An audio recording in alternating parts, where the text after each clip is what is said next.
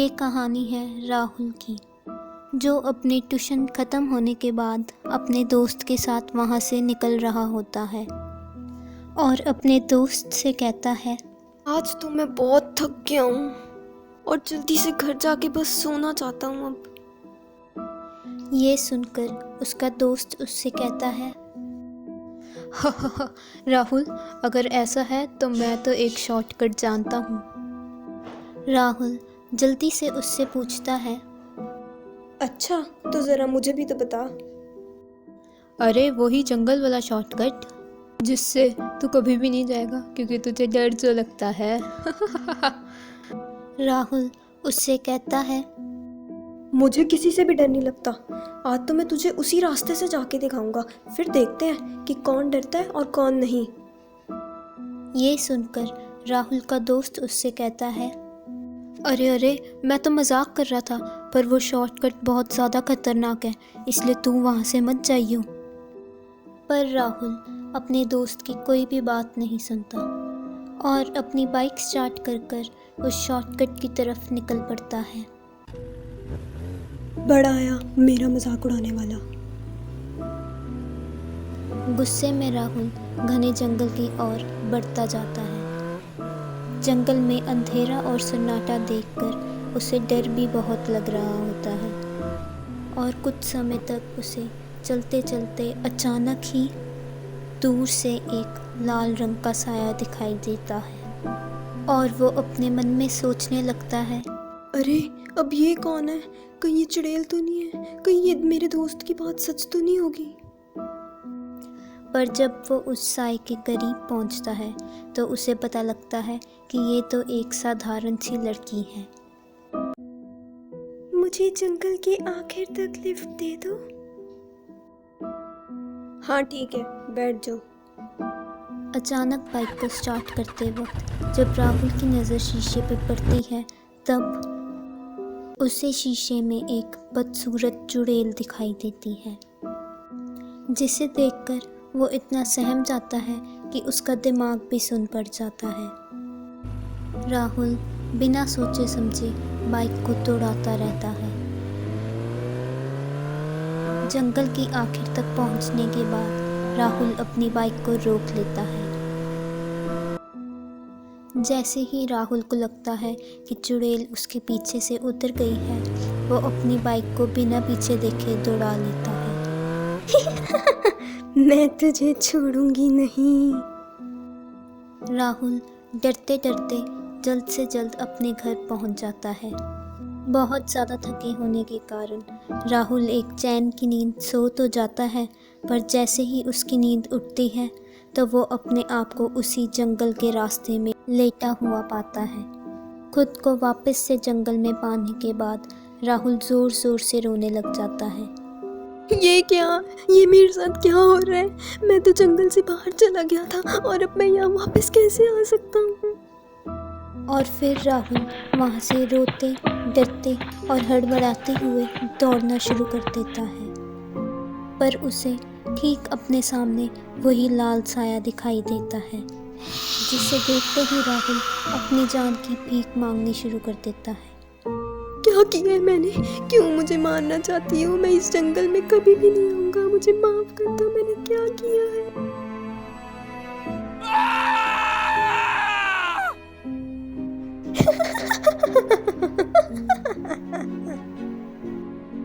और अगली ही सुबह लोगों को राहुल की लाश जंगल की आखिर में मिलती है।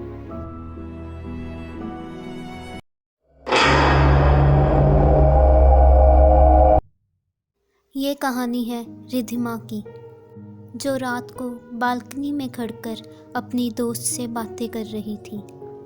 बातें करते करते उसकी नज़र सामने वाली बिल्डिंग पर जाती है, जहाँ पर एक अजीब सी लड़की खड़ी हुई होती है, जिसने सफ़ेद रंग के कपड़े डाले हुए थे और उसके बालों ने उसके पूरे मुंह को ढका हुआ था। रिधिमा को थोड़ा सा अजीब तो लग रहा होता है, पर वो वापस से अपनी दोस्त से बातें करना शुरू कर देती है। जब रिधिमा की नज़र उस फ्लैट पर दोबारा पड़ती है तो वो देखती है कि वो लड़की अभी भी वहीं खड़ी हुई है। रिद्धिमा को ऐसा महसूस हो रहा होता है कि वो लड़की उसी को देख रही है। रिद्धिमा इससे पहले कुछ और सोच पाती कि वो लड़की वहाँ से कूद जाती है। रिद्धिमा ये सब देखकर बहुत ज़्यादा डर जाती है और अपनी दोस्त का फ़ोन काटकर सामने वाली बिल्डिंग की ओर चल पड़ती है। वहाँ पहुँचने के बाद उसे एक वॉचमैन दिखाई देता है, जिससे वो बोलती है, मैंने अभी एक लड़की को उस फ्लैट से कूदते हुए देखा है। रिद्धिमा वॉचमैन को उस फ्लैट की तरफ इशारा करते हुए बताती है।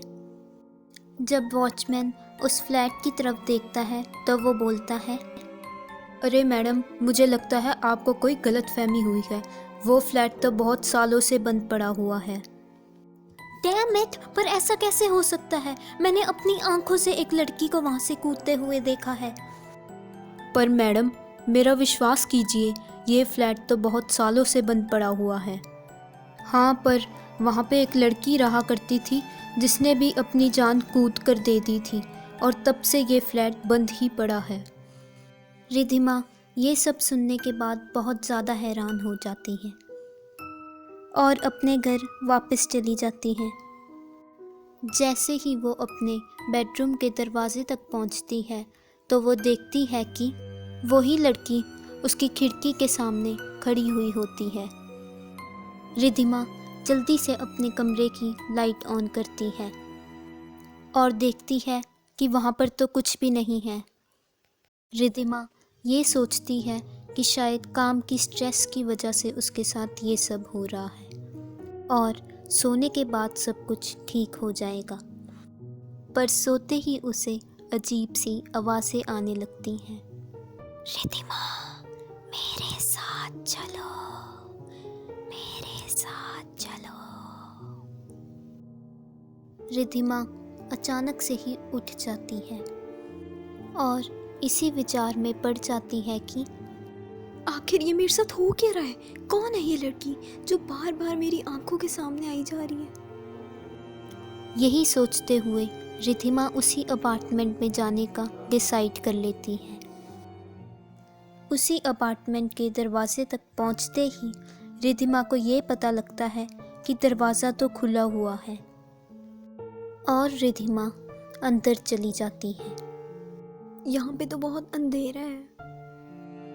जैसे ही रिद्धिमा उस फ्लैट की बालकनी तक पहुंचती है तो उसे वही लड़की दिखाई देती है। मेरे साथ चलो। रिद्धिमा उस भूतनी की आवाज़ से सम्मोहित होकर वहाँ से कूद जाती है।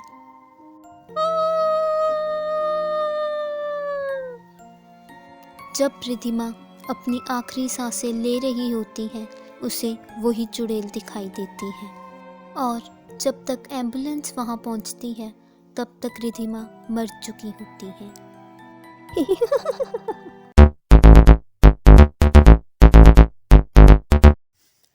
ये कहानी है अनुज की, जिसकी हर बार नौकरी ना लगने के कारण वह बहुत परेशान था और वह अकेला बैठकर अपने आप को कोस रहा था। आज भी फिर मैं सिलेक्ट नहीं हुआ। हर बार इंटरव्यू देता हूँ पर नौकरी पता नहीं कब लगेगी। आज मैं बस अकेला ही रहना चाहता हूँ और इस दुख भरी जिंदगी को भुलाना चाहता हूँ। और अनुज फिर एक अंधेरे रास्ते पर चल पड़ता है जिसकी मंजिल उसे खुद भी नहीं पता थी। और उस अनजान रास्ते पर अनुज को एक बार दिखाई देता है जिसकी तरफ वह चल पड़ता है और फिर वह लाइवली बार के सामने आकर रुक जाता है। लगता है अब यही जगह मेरे इन गमों को भुलाने में मेरी मदद करेगी। और फिर अनुज लाइवली बार के अंदर चला जाता है।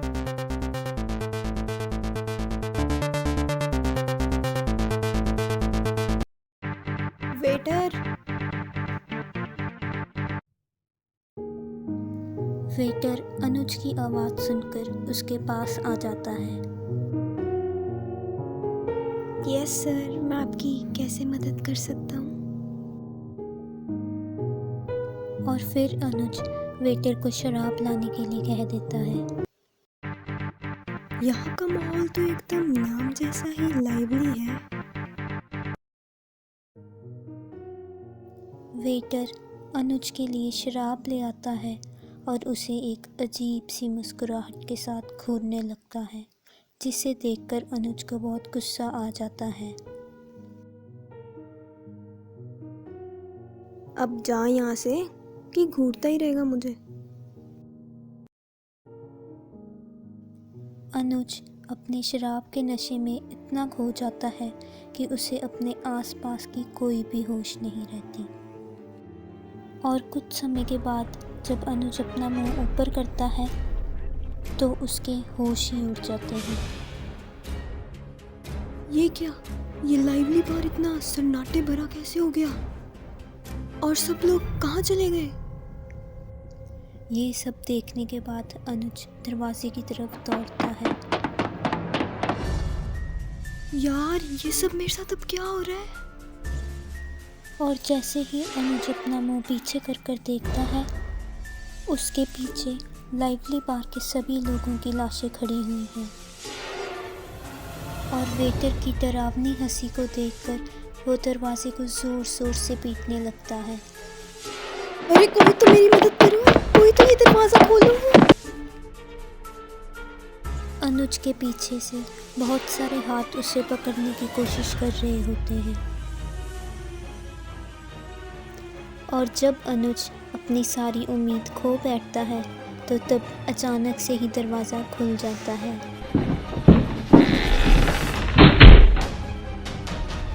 दरवाज़ा खुलते ही अनुज अपनी जान बचाते हुए वहाँ से बहुत तेज़ी से भाग जाता है।